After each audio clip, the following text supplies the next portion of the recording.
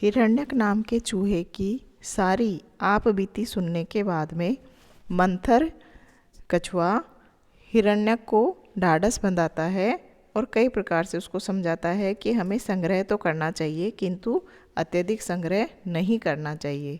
और उसी क्रम में वह उन्हें एक कहानी सुनाना प्रारंभ करता है। तो आज हम वही कहानी पढ़ेंगे। मंथर कहना प्रारंभ करता है, आसीत कल्याण कटक वास्तव्यो भैरवो नाम व्याध है, कि कल्याण कटक नाम का के नगर में एक भैरव नाम का व्याध रहता था। स एकदा मांस लुब्धो धनु आदाय मृग अन्विषण विंध्या अटवी मध्यम गत है, कि एक दिन वह मांस का इच्छुक धनुष लेकर शिकार को ढूंढता हुआ विंध्या पर्वत के वन में पहुंच गया। तत्र तेन मृगो एको व्यापदित है, उसने वहाँ एक मृग को मारा।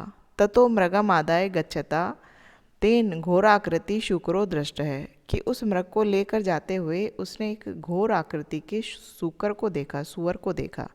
ततः तेन मृगम भूमौ निधाय शुक्र शरेण हत है, उसने उस मृग को भूमि पर रखा और लालचवश उस सुअर को मार गिराया। शुक्रेण अपि आगत्य प्रलय घनघोर गर्जनम कुर्वाणेन स व्याधो मुष्क देशे हत है छिन्न द्रुम इव पपात, कि उस शुकर ने भी, जब हम किसी जानवर को बिना किसी कारण के सताते हैं तो उस प्राणी को क्रोध आता है। और इसी का यहाँ पर वर्णन किया गया कि शुकर भी घनघोर गर्जना करता हुआ प्रलय काल के समान उस व्याध के गुप्तांग पर उसने प्रहार किया और वह व्याध कटे हुए वृक्ष के समान गिर पड़ा। तथा च उत्तम, इसीलिए कहा गया है, जलम अग्नि विषम शस्त्र क्षुद्ध व्याधि पतनम गिरेह निमित्तम किंचित आसाद्य देही प्राणै विमुच्यते, कि जल, अग्नि, विष, शस्त्र, क्षुधा यानी भूख, रोग, पर्वत से गिरना आदि किसी भी कारण से जीवधारी प्राणों से अलग हो सकता है, अर्थात प्राण इन सब में से किसी के भी द्वारा छीने जा सकते हैं। यानी कि मृत्यु के जो कहा जाता है आम भाषा में कि मृत्यु के 100 द्वार हैं, वह किसी भी कारण से आ सकती है। तो ऐसे वह व्याध, वह शिकारी मारा गया। फिर कहता है, अथ तयो पादास्फालेन एक है सर्पो अपि मृत है, कि उनके पैरों से रगड़ खाने से एक सांप भी वहाँ मर गया। उनके पैरों से जब शिकारी और शुकर के युद्ध में आपस में वहाँ पर एक सांप भी मर गया। अत्रांतरे दीर्घराओ नाम जम्बूक है परिभ्रमण आहार अर्थी तान मृतान मृग व्याध सर्प शूकर अपश्यत, कि वहाँ से गुजरते हुए दीर्घराव नाम का एक जम्बूक यानी गीदड़, जो कि भोजन को ढूंढता हुआ उधर से घूम रहा था, निकल रहा था, उसने उन मरे हुए मृग, शिकारी, सर्प और शूकर को देखा। आलोक्य अचिंतयच, और उनको देखकर वह सोचने लगा, अहो भाग्यम अद्य महत भोज्यम में समुपस्थितम, कि अहो बड़े भाग्य की बात है कि आज तो मुझे बहुत सारा भोजन मिल गया है। अथवा अचिंतितानि दुखानि तथैव यान्ति देहिनाम सुखानि अपि तथा मन्ये देवमात्र अतिरिच्यते, कि जिस प्रकार वह कहता है कि बहुत सारा भोजन आज तो मुझे भाग्य से मिल गया, और वह उसके लिए कहता है कि जिस प्रकार प्राणियों को अकस्मात दुख प्राप्त होता है, अचिंतितानि दुखानि, कि बिना सोचे ही कभी दुख आ जाता है, वैसे ही तथैव वैसे ही यान्ति देहिनाम सुखानि अपि, प्राणियों के लिए वैसे ही सुख भी आ जाता है, अनायास ही मिल जाता है। मन्ने देवमात्र अतिरिच्यते, आज भाग्य मुझ पर अत्यधिक प्रसन्न होकर मुझे सुख दिया है। तो वह कह रहा है कि मेरा अनुमान है कि सुख और दुख के आने में भाग्य ही प्रधान होता है। देवम अत्र अतिरिच्यते, यहाँ पर भाग्य ही प्रधान है। भवतु एषां मांसई मासत्रयम समधिकम भोजनम में भविष्यति, कि अब मेरे 3 मास का भोजन इस मास के द्वारा हो जाएगा। इन सबके मांस से मेरा 3 महीने का भोजन हो जाएगा। मांसम एकम नरो याति द्वौ मासौ मृग शूकरो अहि एकम दिनम याति अद्य भक्षो धनु गुण है। कहता है कि एक मास तो इस मनुष्य के मांस, एक महीना तो इस मनुष्य के मांस से निकल जाएगा। 2 मासों मृग शूकरो, और 2 महीने इस मृग और इस शूकर के मांस से निकल जाएंगे। अहि एकम दिनम याति, और इस सर्प के मांस से एक दिन निकल जाएगा। और अद्य भक्षो धनु गुणाए, और आज तो मैं इस धनुष की डोरी को ही खाकर काम चला लेता हूँ। अर्थात वह जो कहना चाह रहा था कि अति संग्रह नहीं करना चाहिए, उस बात को यहाँ पर इस श्लोक में पूरी तरीके से दर्शा दिया गया है कि उसके पास इतना सारा भोजन होने के बावजूद भी वह क्या कहता है कि धनुष की जो सूखी स्नायु से ही बना होता है, जो कि धनुष की डोरी, मैं इसी को खा लेता हूँ। और सारे भोजन को छोड़कर वह कहता है कि आज तो मैं इस धनुष से ही काम चला लेता हूँ। तो यह अति संग्रह की चरम सीमा होती है। पुनः कहता है, ततः प्रथम बुभुक्ष्यामि इदम निस्वादु कोदंड लग्नम स्नायु बंधनम खादामी। तो फिर मैं आज पहले इसमें इस धनुष की डोरी को, जिसमें कोई स्वाद तो नहीं है, किंतु मैं इसे ही खाकर अपना काम चला लेता हूँ। इति उक्त्वा तथा करोतम, और ऐसा कहकर वह वैसा करने लगता है, धनुष की डोरी को खाता है। ततः छिन्ने स्नायु बंधने द्रुतम उत्पतिते पतितेन धनुषा हृदय निर्भिन्न स दीर्घराव पंचतत्वम गतः है। और जैसे ही उसको खाने लगता है, वह स्नायु धनुष से टूटकर उछल कर वह धनुष उसके हृदय में जा लगता है और दीर्घराव पंचतंत्र में विलीन हो जाता है, अर्थात मर जाता है। अतो अहम ब्रवीमि, इसलिए मैं कह रहा हूँ कि कर्तव्य संचयो नित्यम, की संचय करना चाहिए किंतु अति संचय नहीं करना चाहिए। यह वह मंथर नाम का कछुआ जो कौवे और हिरण चूहे को सुना रहा था, वह कहता है कि इसीलिए मैं कहता हूँ कि संचय तो करना चाहिए लेकिन अति संचय नहीं, क्योंकि वह हमारे काम नहीं आता। अति संचय दूसरों की ही काम आता है। तथा च, क्योंकि यद ददाति यद अश्नाति तदेव धनिनो धनम अन्ये मृतस्य क्रीडन्ति दारयपि धनयपि, कि जो देता है और जो खाता है उसी का धन धन है। अर्थात जो धन को कमाता है उसको दान कर देता है और उसको अपने काम में ले लेता है, उतना ही धन से धनिक व्यक्ति धनवान होता है। अन्य मृतस्य क्रीडन्ति दारयपि धनयपि, उसके मर जाने पर कोई दूसरा ही उसके उस धन पर और उसकी पत्नी पर अधिकार कर लेते हैं, कोई दूसरे ही उस पर अधिकार कर लेते हैं, दूसरों के नाम हो जाता है वह। किंच यद ददाति विशिष्टेभ्यो यच्च अश्नासी दिने दिने तते वित्तम अहम मन्ये शेषम कश्यापि रक्षसी।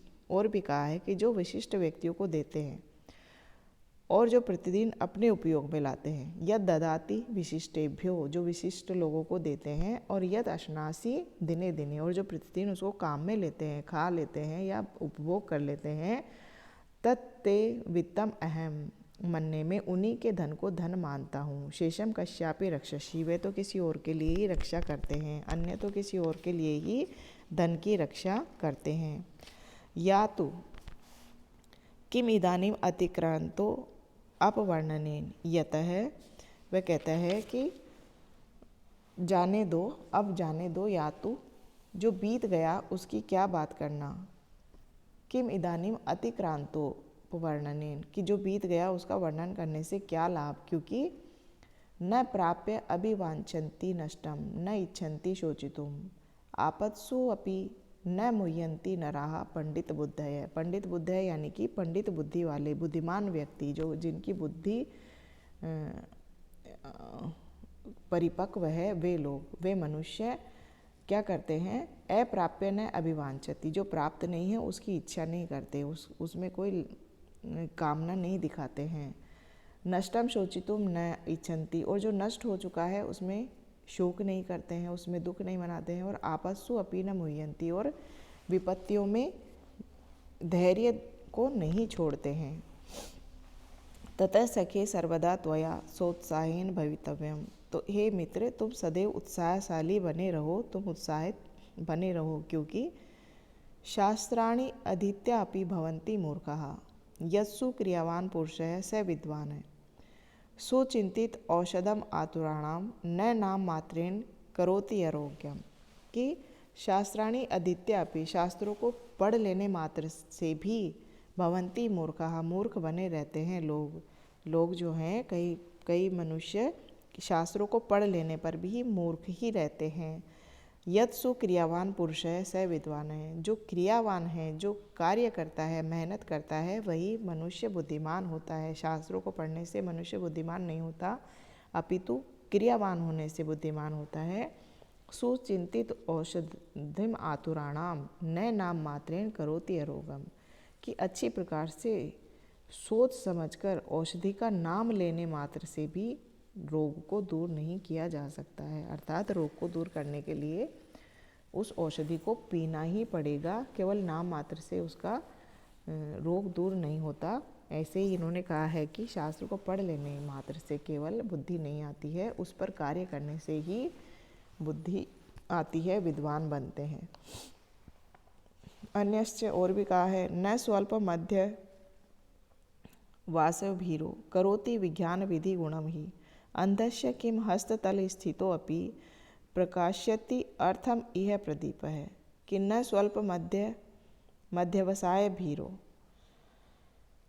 कि शास्त्र का उपदेश आचरणहीन व्यक्ति को थोड़ा सा भी लाभ नहीं पहुंचाता है। स्वल्प मध्य अवसाय अभीरो करोति विज्ञान विधि गुणम ही, किम अंधस्य हस्ततल स्थितो अपि, क्या अंधे व्यक्ति के हाथ पर भी दीपक रख देने से प्रकाशयति अर्थम इह, क्या उसको कुछ दिखाई दे सकता है। अर्थात किसी व्यक्ति को शास्त्र का उपदेश देने पर किंतु वह आचरण ना करे उससे, तो उसको कोई लाभ नहीं पहुंच सकता। जैसे कि अंधे के हाथ में दीपक रख देने से भी वह अंधा व्यक्ति देख नहीं पाता है। तदत्र सखे दशा अतिशेषेण शांति करनीया तदपि अति कष्टम त्वया न मंतव्य, कि इसलिए हे मित्र, इस दशा में, जिस दशा में तुम पहुंच गए हो उसमें शांति बनाए रखो, और एतदपि अति कष्टम त्वया न मंतव्य, और यहाँ रहना, मेरे घर पर रहने को भी तुम कष्ट मत मानो।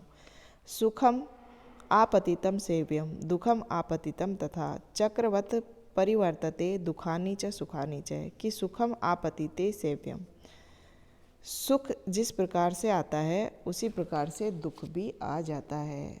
हे मित्र, जिस प्रकार सुख उपस्थित होता है उसी प्रकार से दुख भी उपस्थित होता है। कैसे? चक्रवत परिवर्तन थे, जैसे चक्का घूमता है वैसे ही दुखानी च सुखानी च, वैसे ही दुख और सुख भी आते रहते हैं। इसलिए हमें जिस प्रकार दुख में हम रोने लगते हैं और सुख में बड़े खुश हो जाते हैं, ऐसा नहीं करना चाहिए, क्योंकि दुख और सुख सदैव एक समान होते हैं, आते ही जाते रहते हैं। अपरंच निपानव मंडूका सरह पूर्णम इव अंडजा सोद्योगे नरम यान्ति व्यवसा सर्व संपद है, कि जिस प्रकार मंडूक यानी मेंढक जिस प्रकार कुएं की ओर जाते हैं, मंडूक कुएं की तरफ जाते हैं, और पक्षी अंडज यानी अंडे से उत्पन्न हुए यानी कि पक्षी लोग जल से भरे तालाब की ओर जाते हैं, उसी प्रकार सर्व संपद है, सभी प्रकार की संपत्तियां विवशा विवश होकर सो उद्योगे नरम यान्ति, उद्योग करने वाले पुरुष की ओर जाती हैं। संपत्तियां उद्योग करने वाले पुरुष की ओर विवश होकर जाती ही जाती हैं। अपीचे और भी कहा है, उत्साह संपन्नम दीर्घ सूत्रम क्रिया विधिज्ञ व्यसनेषु सक्तम शूरम कृतम दृढ़ सौहार्दश्च लक्ष्मी स्वयं याति निवास हेतु। उत्साह संपन्नम दीर्घ सूत्रम, उत्साही शीर्घ कार्य करने वाला, कर्तव्य अकर्तव्य में विवेक रखने वाला, क्रिया विधिज्ञ यानी कि क्रियाओं में ज्ञान रखने वाला, व्यसनेषु असक्तम और व्यसन से दूर रहने वाला, शूरम शूरवीर, कृतज्ञ यानी किए हुए कार्य को मानने वाला, और दृढ़ सौहार्दम और जो सच्चा मित्र होता है, जिसकी मित्रता दृढ़ होती है, उसमें लक्ष्मी स्वयं याति, उनके पास लक्ष्मी स्वयं निवास हेतु रहने के लिए जाती है। निवास हेतु यानी रहने के लिए, स्वयं ही लक्ष्मी उनके पास जाती है।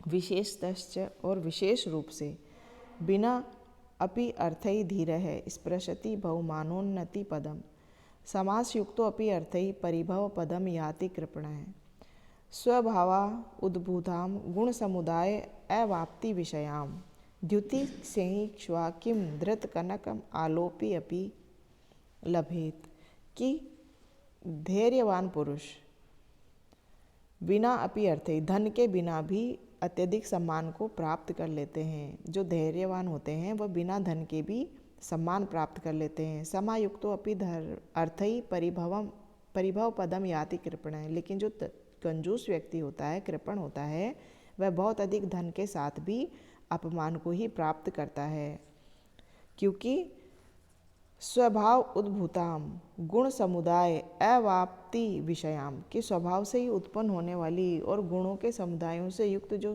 कांति होती है, जो द्युति यानी कि प्रकाश होता है, वह सिंह को ही प्राप्त होता है। स्वाम किम धृत कनक मालो अपि लभेत, कुत्ता क्या उसको सोने की माला पहन लेने से भी धारण कर सकता है? अर्थात सोने की माला पहनने के बाद भी सिंह की कांति को कुत्ता कभी प्राप्त नहीं कर सकता। वैसे ही जो धैर्यशाली ज्ञानी पुरुष होता है वही सम्मान को प्राप्त करता है। धन से युक्त कृपण व्यक्ति सम्मान को प्राप्त नहीं करता है। किंच, किंतु कहते हैं कि धनवान इति ही मदस्ते किम गत विभवो विषाद उपयासी कर निहत कंदुक समा पातोत्पाता मनुष्याणाम, कि यदि मैं धनवान था या धनवान हूँ ऐसा यदि अहंकार है तुम्हें, तो गत विभवो विषादम उपयासी, तो फिर उसके नष्ट हो जाने पर तुम शोक क्यों कर रहे हो? क्योंकि धन तो नष्ट होता ही है।